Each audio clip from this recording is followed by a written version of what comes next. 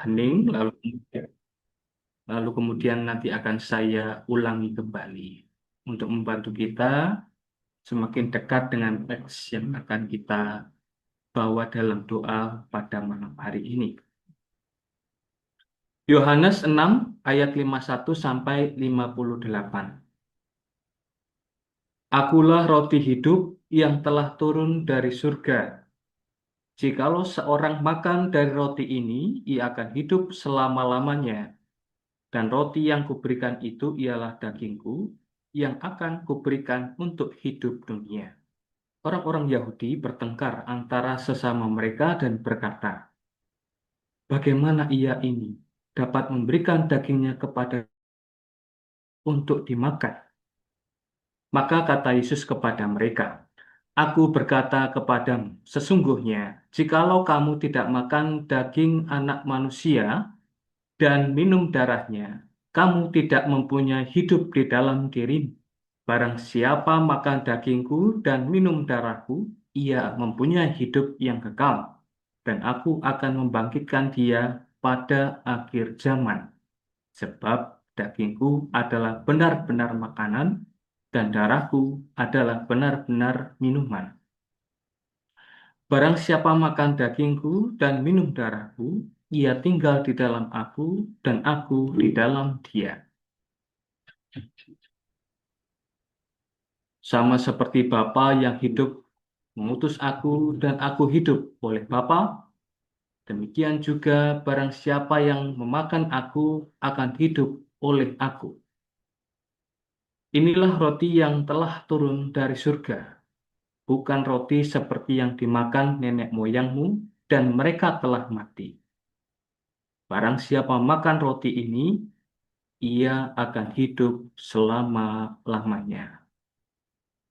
Mari kita mencoba hening sejenak setelah kita mendengarkan teks ini. Kita hening sejenak. Baik, setelah kita mencoba hening sejenak, saya akan kembali membacakan teks ini. Akulah roti hidup yang telah turun dari surga. Jikalau seorang makan dari roti ini, ia akan hidup selama-lamanya. Dan roti yang kuberikan itu ialah dagingku yang akan kuberikan untuk hidup dunia. Orang-orang Yahudi bertengkar antar sesama mereka dan berkata, bagaimana ia ini dapat memberikan dagingnya kepada kita untuk dimakan?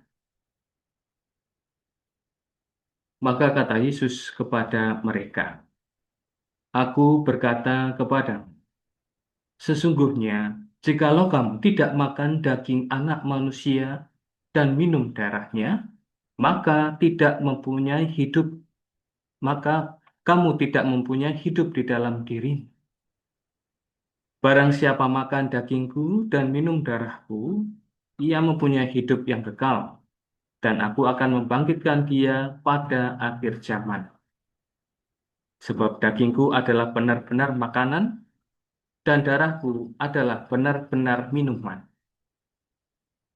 Barang siapa makan dagingku dan minum darahku, ia tinggal di dalam aku, dan aku di dalam dia. Sama seperti Bapa yang hidup mengutus aku, dan aku hidup oleh Bapa, demikian juga barang siapa yang memakan aku akan hidup oleh aku. Inilah roti yang telah turun dari surga, bukan roti seperti yang dimakan nenek moyangmu, dan mereka telah mati. Barang siapa makan roti ini, ia akan hidup selama-lamanya. Demikianlah sabda Tuhan. Terpujilah Kristus. Baik, Romo, Bapak, Ibu, dimanapun Anda berada, baru saja kita menyimak, mendengarkan bersama teks dari Yohanes yang konteksnya adalah pengajaran Yesus tentang roti hidup. Seperti yang tadi kita dengar kurang lebih 2 kali tadi, di mana dia menegaskan bahwa daging dan darahnya adalah makanan dan minuman sejati. Lalu bagian ini rupanya menekankan bahwa keselamatan kekal, abadi, sejati, itu diperoleh dengan menyatu sepenuhnya dengan Kristus yang telah mengorbankan diri. Ya, bukan Kristus yang hanya sekedar tampil saja, tetapi dia yang benar-benar mau mengorbankan diri untuk keselamatan manusia yang mau menyambutnya.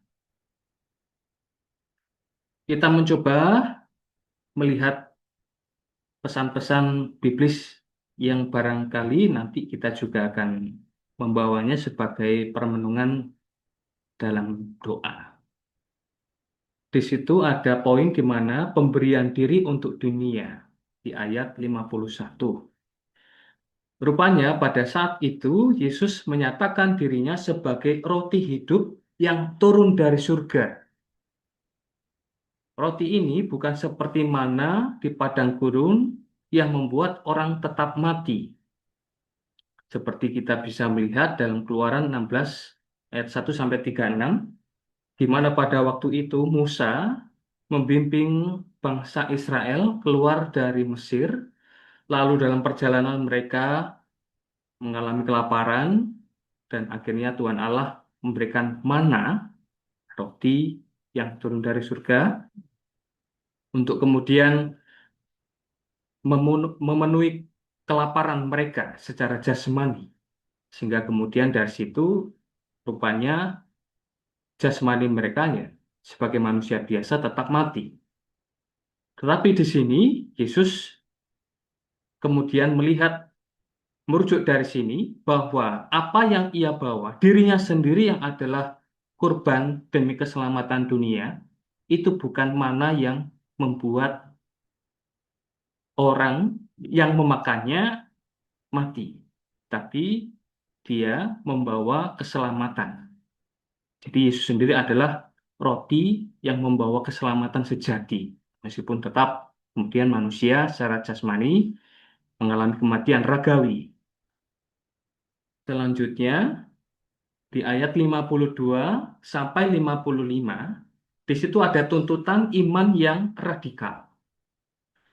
Kita melihat tadi, kalau kita memperhatikan ya, orang Yahudi itu sempat berdebat karena mereka bingung mendengar perkataan Yesus. Ya, makan darah dan daging itu kan seperti orang kanibal gitu ya. Bapak Ibu mungkin pernah mendengar mungkin dari suku-suku tertentu yang makan daging, makan darah, bahkan tidak hanya darah hewan, tapi juga mungkin darah manusia ya.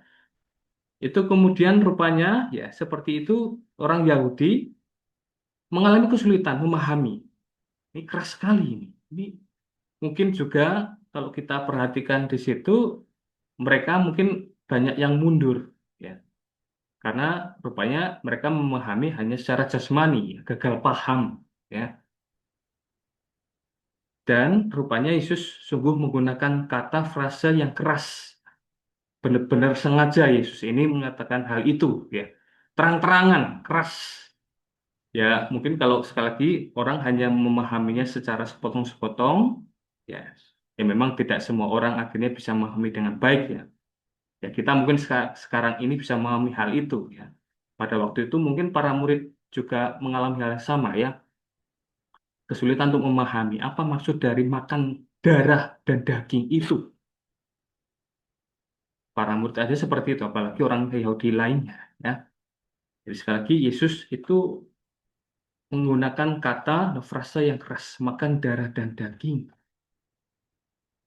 Namun, Yesus mempertegas bahwa makan daging dan minum darahnya adalah syarat mutlak untuk memiliki hidup kekal dan dibangkitkan pada akhir.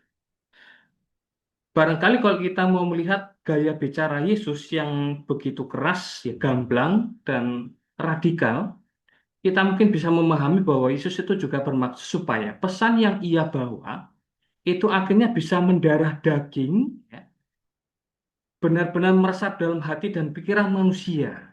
Seperti itu yang barangkali bisa membantu kita untuk memahami hal ini ya. Jadi Yesus ini berusaha agar para pendengarnya itu bukan hanya pendengar yang apa ya, kosong gitu ya.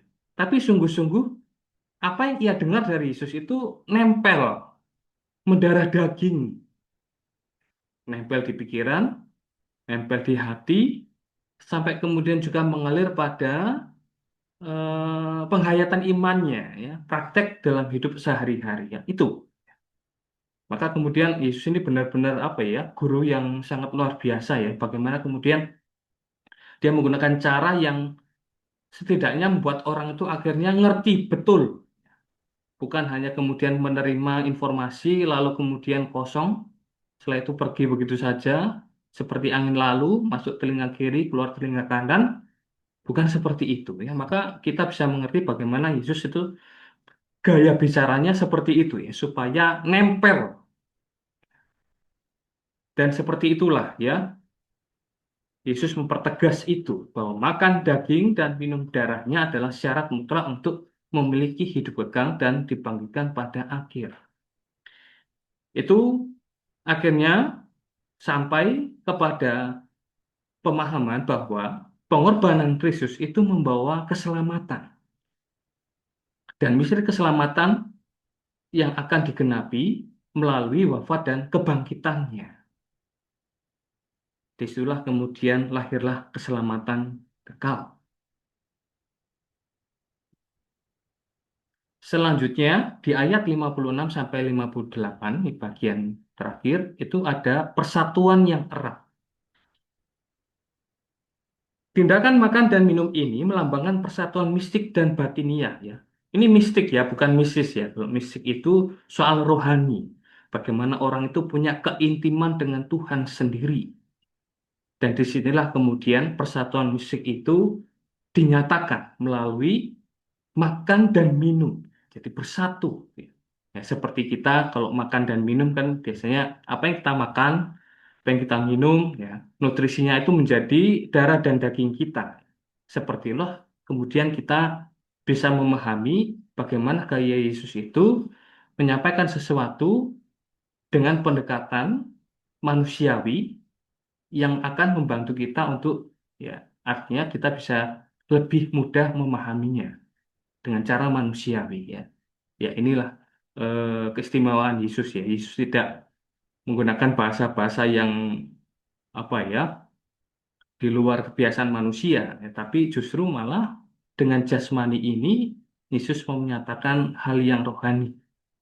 Jadi tindakan sekali lagi tindakan makan dan minum itu melambangkan persatuan mistik dan batiniah. Barang siapa yang menyantapnya itu akan tinggal di dalam Yesus dan Yesus di dalam dirinya, hidup oleh Bapa sebagaimana Yesus hidup oleh Bapa. Jadi makan, minum, ya, kalau kita jasmani itu membuat kita hidup. Ya. Tapi bukan berarti kemudian kita hidup untuk makan, ya bukan. Ya. Kita makan untuk hidup dan disitulah kemudian sekali lagi pendekatan ini dipakai Yesus agar supaya kesatuan ini sungguh-sungguh dipahami dan akhirnya sungguh kemudian dilaksanakan. Jadi sekali lagi persatuan yang erat itu membawa hidup, membawa keselamatan. Kalau terpisah, ya, lain cerita. Sebagai catatan penutup, dalam tradisi Kristen, khususnya Katolik, kita semua, teks ini menjadi dasar utama penetapan sakramen Ekaristi, yaitu perjamuan kudus. Maka pas sekali kemudian ketika Hari Raya Tubuh dan Darah Kristus, ya seperti inilah, ya. Kemudian barangkali eh, Hari Raya Tubuh dan Darah Kristus, lalu kemudian dilanjutkan dengan kebiasaan penerimaan komuni pertama, yang meskipun rupanya tidak semua paroki kadang serentak merayakan itu, tapi setidaknya dari sini kemudian kita diantar bahwa ini menjadi dasar penetapan sakramen Ekaristi. Bagaimana Yesus menyampaikan bahwa dirinya adalah roti hidup. Santapan roti dan anggur dipahami sebagai kehadiran nyata tubuh dan darah Kristus yang memberikan kekuatan rohani. Ini sekaligus juga mau menampakkan bagaimana kesucian misa itu. Jadi misa itu tetap berlaku suci adanya, kudus, walaupun barangkali umat yang hadir mungkin ya ketika misa itu pikirannya ke sana kemari atau mungkin eh ya pandangannya ke sana kemari atau nggak fokus begitu ya mungkin misionarnya nggak fokus ini itu lalu core-nya juga ke sana kemari apa namanya nyanyinya begitu ya lalu mungkin ada umat-umat yang terlambat juga lalu pecah semua ini perhatiannya. Lalu kemudian itu baru di segi umat. Belum lagi romo-romonya juga ya. Barangkali ya ada kasak kusuk ini itu. Lalu kemudian romonya punya kebiasaan-kebiasaan yang meresahkan ini itu. Ya. Itu semua tidak akan pernah membatalkan kesucian misa. Karena Yesus sendiri yang hadir di dalamnya. Jadi sekali lagi, santapan roti dan anggur dipahami sebagai kehadiran nyata tubuh dan darah Kristus yang memberikan kekuatan rohani. Itulah yang kita terima dalam misa, Ekaristi.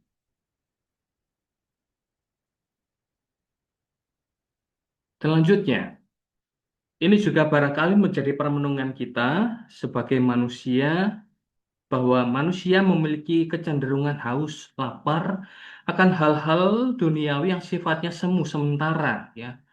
Mungkin lapar, makanan, ya. Jadi tidak bisa benar-benar puas, ya. Implikasinya atau konsekuensinya adalah barangkali ada kebiasaan tertentu yang menghalalkan segala cara untuk memuaskan diri. Ya, ini ya. Mungkin cari pujian, kehormatan, ya posisi-posisi tertentu ya supaya pandang wah begitu. Lalu validasi ya ini yang biasanya saya dengar keluar dari teman-teman muda ya yang apa namanya pegiat media sosial atau barangkali juga Bapak Ibu yang eh, pengguna media sosial ya, validasi pengakuan like dislike ya berapa yang nonton berapa yang nge-like nah itu rupanya banyak kecenderungan orang untuk haus akan hal itu ya cari pujian juga ya barangkali ketika membuat ini membuat itu ya entah itu di rumah entah itu di lingkungan gereja lingkungan kerja dan yang lainnya rupanya kebiasaan itu sadar nggak sadar ya bahkan mungkin ada dalam alam bawah sadar kita ya jadi muncul seperti itu ya menghalalkan segala cara untuk memuaskan diri lalu apresiasi ya siapa yang nggak suka diapresiasi ya tapi kemudian ketika ya ini ya kelihatan ya kemudian orang nggak diapresiasi atau apa lalu menjadi kecewa marah atau apapun itu yang mogok nggak lagi melakukan tugasnya ya. Atau mungkin untuk mencari kesenangan duniawi lainnya ya barangkali Bapak Ibu ya ini saya tidak perlu menyampaikan panjang lebar ya kita semua barangkali punya kesenangan-kesenangan tertentu ya jadi cenderung untuk haus lapar supaya kemudian itu semua terpuaskan bahkan kemudian ketika itu sudah kita capai sudah kita peroleh rupanya manusia masih merasa kosong jadi itu semua belum benar-benar bisa memuaskan ya. Itu setidaknya hal kecil yang sempat saya dengar ya dari kesaksian apa ya panggilan romo-romo atau suster-suster yang merasa bahwa mereka ini meskipun sudah mapan, sudah ini, sudah itu kok merasa kurang. Sampai kemudian mereka memutuskan diri untuk masuk biara menanggapi panggilan Tuhan dan saya kembali mendengar bahwa mereka tidak lagi mengalami apa ya kehausan semacam itu. Jadi mereka sudah setidaknya secara rohani itu ada yang mengisi, ini Tuhan sendiri dalam kehidupan membiara mereka. Maka dari situ kita muaranya, ujung-ujungnya kita diarahkan pada pribadi Kristus sendiri yang adalah roti hidup. Dia pemuas dahaga.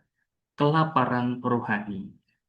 Meskipun barangkali kita dalam misa, dalam doa, dalam apapun itu juga bukan kemudian menjadikan itu sebagai satu-satunya kesempatan untuk, oh ya, saya kalau berdoa kemudian kita nggak merasa puas, nggak merasa tenang, lalu kemudian itu berarti Tuhan bohong.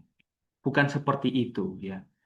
Jadi Kristus itu, ya, dengan segala caranya akan selalu menyertai dan tahu akan apa yang kita butuhkan. Dia selalu menjadi pemuas dahaga kelaparan rohani. Maka kemudian ketika kita merasakan hal itu, ya, ujung-ujungnya dan yang paling tepat lari kepada Kristus, bukan lari kepada yang lain.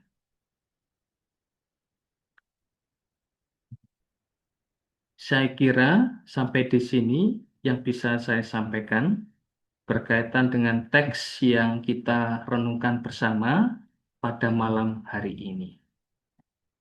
Baik, Bapak Ibu, Romo yang terkasih, barangkali ada tanggapan sebelum kita masuk ke tahap meditasi. Dipersilakan bagi Bapak Ibu yang ingin menanggapi, bertanya, menegaskan, memvalidasi barangkali. Silakan. Baik, silakan Bapak Ibu kalau ada yang mau sharing atau mungkin ada yang mau bertanya, silakan. Dari Bapak Yusuf ini ada pertanyaan Romo. Ya, Bagaimana menghubungkan antara roti hidup dalam Injil ini dengan roti harian atau makanan secukupnya dalam doa Bapa kami? Silakan Romo. ya, baik. Barangkali apa yang saya tanggapi ini tidak langsung menjawab apa ya hal itu, ya. Ketika kita mengatakan Bapa kami yang ada di surga, dimuliakanlah namamu, datanglah kerajaanmu, jadilah kehendakmu di atas bumi seperti di dalam surga. Berilah kami rezeki pada hari ini, dan seterusnya, ya. Rezeki yang barangkali kita miliki setiap hari, yang kita nikmati, itu barangkali juga bisa kita kaitkan dengan bagaimana cara Allah itu juga memenuhi rohani kita. Jadi, rupanya doa Bapa kami ini akhirnya bisa menjadi bantuan bagi kita untuk memaknai rezeki harian kita itu sebagai rezeki rohani juga dari Tuhan Allah sendiri. Jadi, barangkali itu yang bisa saya tanggapi dari pertanyaan Bapak ini, ya, bahwa bagaimana kemudian menghubungkan, ya, rupanya doa Bapa kami inilah yang bisa menjadi bantuan kita untuk menghubungkan roti itu dan rezeki yang kita nikmati sehari-hari. Begitu Bapak. Terima kasih. Mungkin ada tambahan? Ada yang menanggapi mungkin yang lain? Silakan. Silakan Bapak Ibu yang mau memberikan tanggapannya. Ini saya kira Bapak Ibu di sini udah komunis semua, ya. Senior-senior semua ini saya lihat di sini. Saya yang paling anu ini, paling junior di sini. Silakan Bapak Ibu. Atau sambil menunggu yang lain, mungkin pertanyaan bisa dituliskan di kolom chat atau nanti bisa Baik. langsung ditanyakan. Saya akan sampaikan pengumuman. Pengumuman yang pertama, Lexio Divina berikutnya nanti hari Rabu depan, tanggal 10 Juni. Kita akan merenungkan Matius bab 9 ayat 36 sampai dengan bab 10 ayat 8, yaitu dengan tema Pergilah dan beritakanlah kerajaan surga sudah dekat.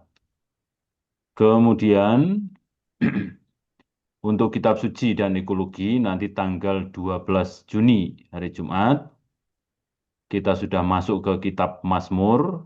Kita akan diajak untuk merenung tentang alam sebagai liturgi. Itu kitab Mazmur bagian pertama. Baru nanti jeritan alam dan manusia. Kitab Mazmur bagian yang kedua tanggal 26 Juni hari Jumat.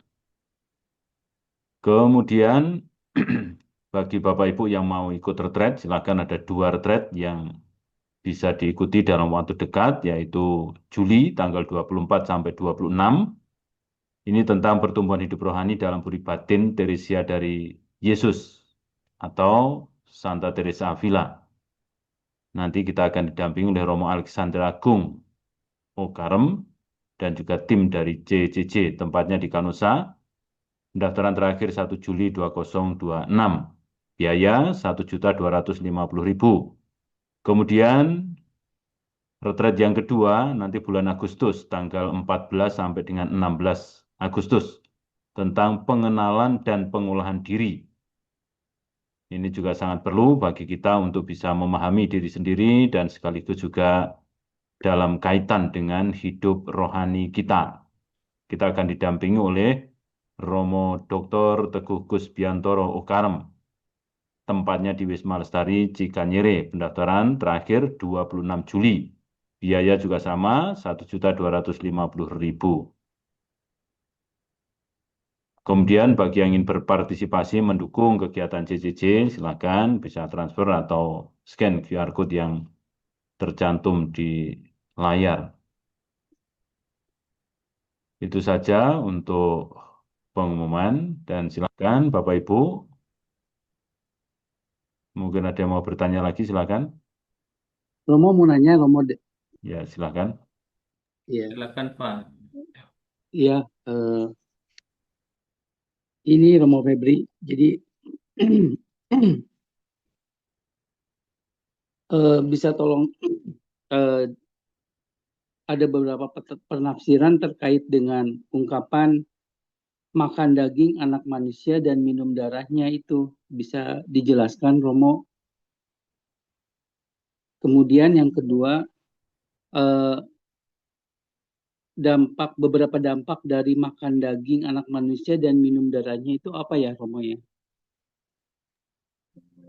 Ya, baik. Ini Iya. kayaknya pertanyaannya bisa langsung dijawab sekaligus ya. Eh, Makan daging anak manusia dan minum darahnya. Barangkali sebelum kita sampai di situ, kita mungkin bisa melihat bagaimana praktek orang Yahudi ketika perjamuan, ya, perjamuan Paskah, ya, di mana mereka itu menyembelih eh, domba, ya, kurang lebih ya, domba atau hewan-hewan yang dikhususkan untuk itu. Tidak hanya makan dagingnya, tapi juga minum darahnya. Saya kira domba lah ya. Lalu sampai kemudian darahnya itu eh, dioles di pintu. Gitu. Jadi itu adalah barangkali menjadi jembatan kita untuk bisa mengerti bagaimana kemudian Yesus menggunakan itu, ya. Tidak lagi kemudian eh, kalau kemudian itu pasca orang Yahudi lah keselamatan dengan apa namanya ya, dengan perjamuan itu, perjamuan Paskah yang membawa orang pada penemuan pada keselamatan, Allah yang menyelamatkan. Tapi kalau Yesus ini dengan caranya sendiri, dengan gayanya sendiri, bahwa tidak lagi kemudian hewan kurban itu dari domba, baik itu daging dan darahnya, tapi dirinya sendiri. Ya, itulah keselamatan Paskah Kristus. Tidak lagi secara harfiah tadi ya, apa namanya, eh, daging domba lalu darahnya dioles di pintu, yaitu Paskah Yahudi ya.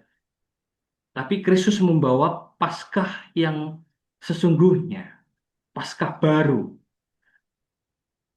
Ya, itu tentu juga Kristus tidak lagi juga kemudian bukan berarti mengajak para pendengarnya itu menjadi kanibal ya, itu tentu keliru sekali ya. Bahkan saya sempat mendengar ada penulis buku yang dia dalam tulisannya itu juga sempat menulis anggapan orang bahwa orang Kristiani itu ajarannya ajaran yang agak barbar gitu, mengerikan. Masa ngajak orang untuk perjamuan makan dan minum makan daging dan minum darah manusia gitu. Itu ketika orang itu gagal paham, ya, seperti yang saya sempat sampaikan tadi, ya, gagal paham dan hanya memahami secara harfiah saja. Ya, memang secara manusia kalau tidak bisa mengerti betul sekilas saja ya di permukaan asal-asal ya orang bisa langsung mundur teratur gitu ya. Aduh, jadi orang Kristen harus kanibal ini bukan itu. Ya, jadi sekali lagi itu adalah termasuk juga gaya Yesus ya yang tadi saya katakan supaya orang itu ngerti betul ya, dengan gaya yang keras itu benar-benar merasuk dalam mendarah daging. Ya. Tidak hanya soal ajarannya yang mendarah daging, tapi caranya itu membuat apa yang orang terima itu bisa diterima mendarah daging dalam diri. Begitu Bapak yang bisa saya sampaikan. Jadi Kristus membawa dirinya bukan lagi eh, Paskah itu bukan lagi dengan domba, darah dan daging domba, tapi Kristus sendirilah. Dan itu kita maknai dalam Ekaristi itu tadi. Kita terima Ya, komuni, makasih. ya siap Bapak. Terima kasih. Hmm. Saya Silakan. boleh tanya, Romo? Siap Pak Marsoko dari Malang ini ya. Selamat malam, Romo Febri. Ya, selamat Masih malam. ingat saya dari HKY Malang. Ya, betul Bapak. Sama salam hangat dari umat kayu tangan, Romo. Ya, ya nostalgia ya. Baik. Ini baru pulang dari Tutu Peti Romo Dip. Oh iya, nggih, Ya. matur nuwun doanya. Romo, saya yang mengusik pikiran saya, Romo, itu di ayat 54. Ya, Barang siapa makan dagingku dan minum darahku, ia mempunyai hidup yang kekal dan aku akan membangkitkan dia pada akhir zaman. ya. Nah, ini bagaimana Romo ya? Kalau orang yang sudah percaya secara Katolik mungkin sudah sepuh, ikut katekumen dan lain sebagainya. Ya. Tapi itu ternyata langsung dipanggil Tuhan. Itu kan belum mempunyai kesempatan untuk mengenyam Ekaristi. Nah, itu. Terus yang lebih ekstrem lagi, Romo. Bagaimana saudara kita yang di luar Kristen? Nah, itu bagaimana? Apa tidak akan dibangkitkan di akhir zaman? Mohon pencerahannya, Romo. Baik, terima kasih Bapak. Jadi Yesus tadi sampaikan, Aku adalah roti hidup yang telah turun dari surga. Jikalau seorang makan dari roti ini, ia akan hidup selama-lamanya. Kita perlu memahami bahwa itu adalah cara bagaimana Yesus itu memberikan pengajaran supaya siapa saja yang mau percaya padanya itu sungguh memiliki hidup. Ya. Walaupun mungkin secara ragawi manusia tetap akan mengalami kematian, tapi hidup yang sejati itu hanya ada dalam Kristus. Ya, kita barangkali secara praktis, ya, secara praktik hidup sehari-hari bisa memperhatikan ya bagaimana orang itu ketika sungguh-sungguh mengimani Kristus, sungguh-sungguh mengalami sukacita karena mengimani Kristus, ya, dia sungguh mengalami hidup yang sesungguhnya. Dia punya sukacita, punya kekuatan, punya daya tahan meskipun ada penderitaan. Ya. Itulah hidup. Ya. Lalu kemudian dia kemudian barangkali ketika ada sesuatu hal dia tidak risau, tidak apa kemudian ya, tidak jatuh bimbang, bingung, takut dan yang lainnya. Barangkali itu juga ketika dia sungguh memiliki hidup di dalam Kristus. Itulah hidup sejati ya. Jadi sungguh ya makan, minum, menyambut Kristus sendirilah katakanlah seperti itu ya bahasa kita ya. Menyambut Kristus sendiri adalah menyambut hidup. Jadi ketika orang itu barangkali selama hidupnya gak punya semangat ini itu, lalu kemudian dia mencoba untuk membuka diri pada Kristus, pada sabdanya, ikut Ekaristi, ya.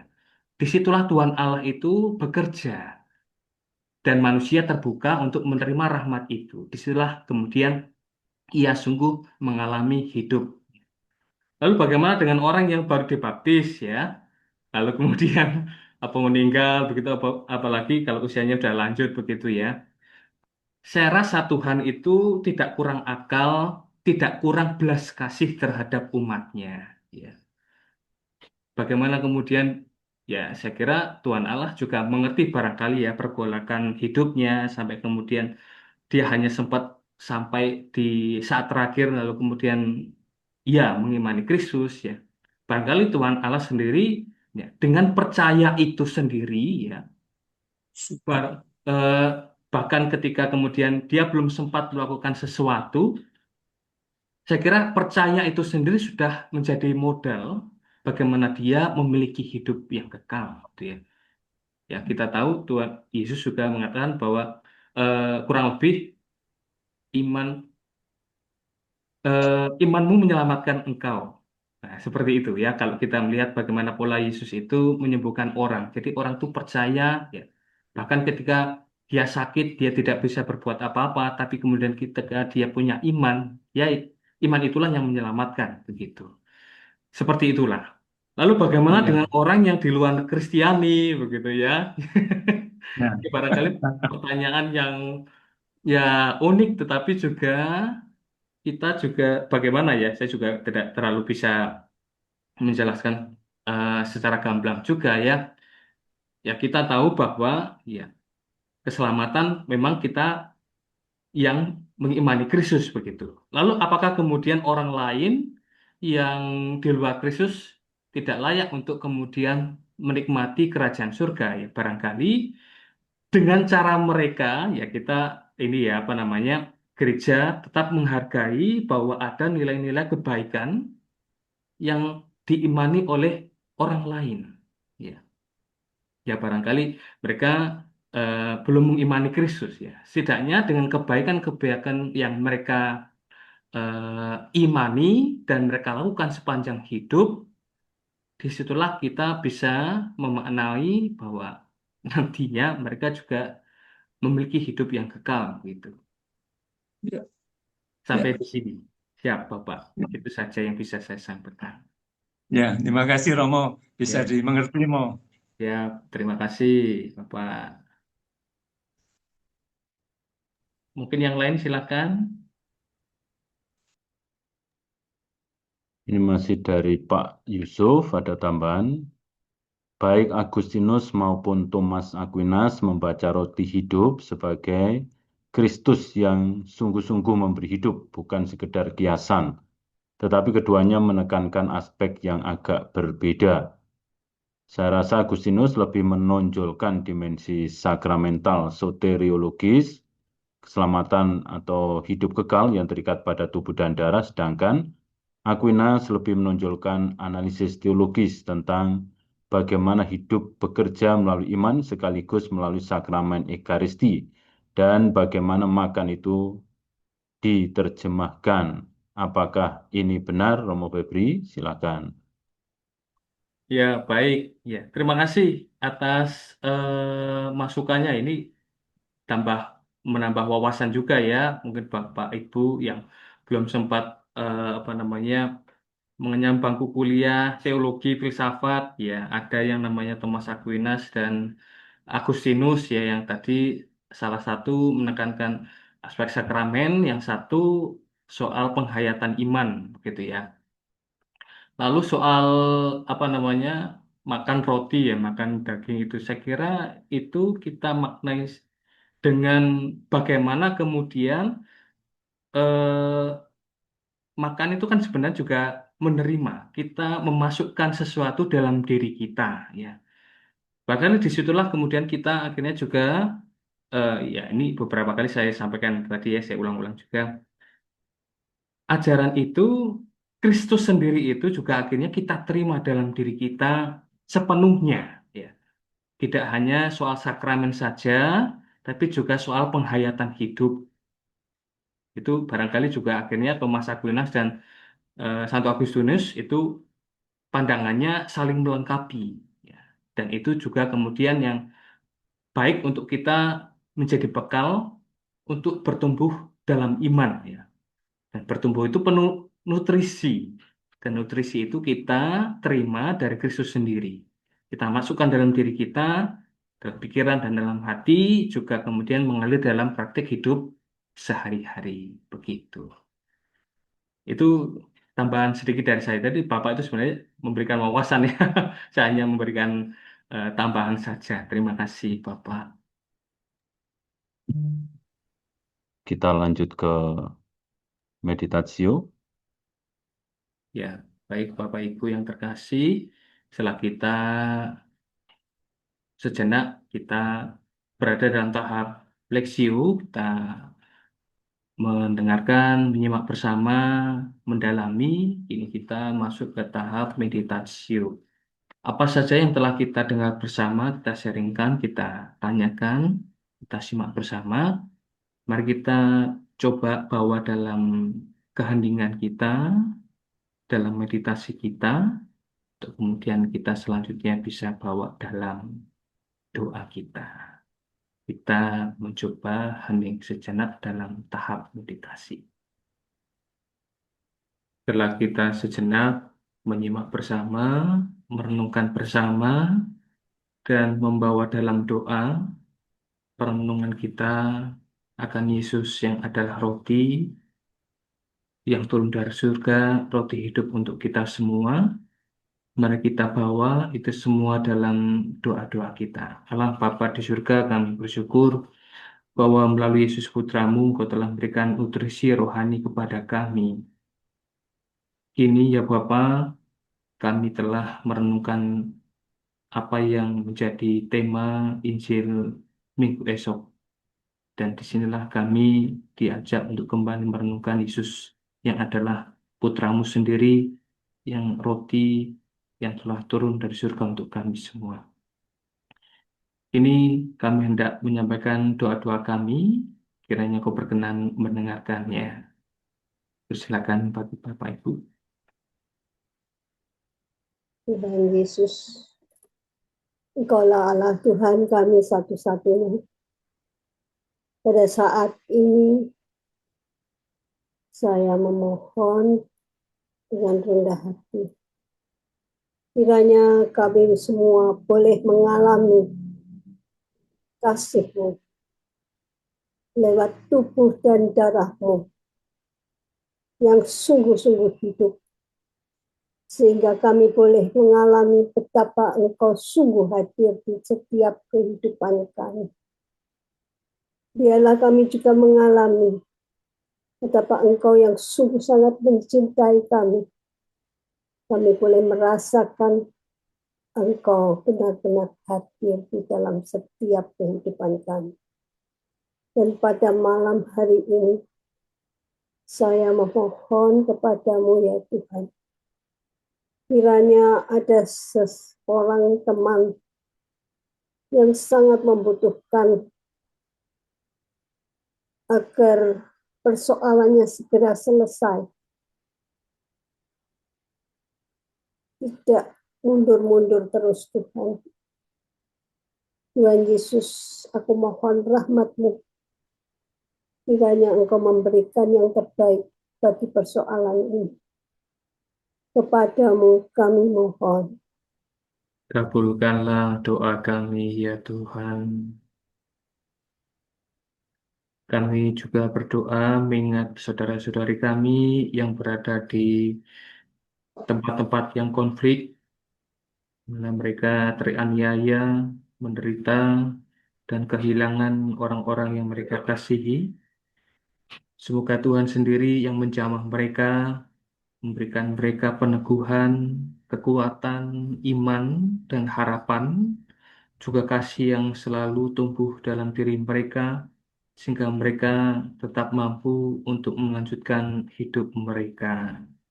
Biarlah zaman kasih-Mu juga mengalir melalui mereka yang ada di sekitarnya. Marilah kita mohon. Kabulkanlah Kabulkanlah doa kami ya Tuhan. Tuhan Yesus, aku mohon kepadamu agar keluarga kami masing-masing, anak, cucu, menantu, semuanya boleh mengalami Yesus yang hidup di dalam kehidupannya. Kepadamu kami mohon. Kabulkanlah doa kami ya Tuhan. Demikianlah ya Bapa, kiranya doa-doa yang boleh kami sampaikan ke hadirat-Mu. Kami yakin dan percaya Engkau mengerti apa yang mungkin pada kesempatan ini belum sempat kami sampaikan. Semua permenungan, doa, dan harapan kami kami persatukan dengan doa yang diajarkan Kristus kepada kami. Bapa kami yang ada di surga, dimuliakanlah namamu, datanglah kerajaanmu, jadilah kehendakmu di atas bumi seperti di dalam surga. Berilah kami rezeki pada hari ini, dan ampunilah kesalahan kami, seperti kami pun mengampuni yang bersalah kepada kami. Dan janganlah masukkan kami ke dalam pencobaan, tetapi bebaskanlah kami dari yang jahat. Amin. Bunda Maria, Bunda pelindung kami, kiranya Engkau dengan rahmat keibuanmu juga mendoakan kami kepada Yesus Putra-Mu. Kita haturkan satu kali doa Salam Maria. Salam Maria, penuh rahmat Tuhan sertamu, terpujilah engkau di antara wanita, dan terpujilah buah tubuhmu Yesus. Santa Maria, Bunda Allah, doakanlah kami yang berdosa ini, sekarang dan waktu kami mati. Amin. Kemuliaan kepada Bapa dan Putra dan Roh Kudus, seperti pada permulaan, sekarang, selalu, dan sepanjang segala abad. Amin. Terpujilah nama Yesus, Maria, dan Santo Yosef, sekarang dan selamanya. Tuhan bersamamu dan bersama rohmu. Semoga saudara sekalian dimanapun Anda berada, seluruh keluarga kita, permenungan kita, doa-doa kita, dan juga istirahat kita pada malam hari ini senantiasa dibimbing, dilindungi, dan diberkati oleh Allah yang Maha Kuasa, Bapa dan Putra dan Roh Kudus. Amin. Amin.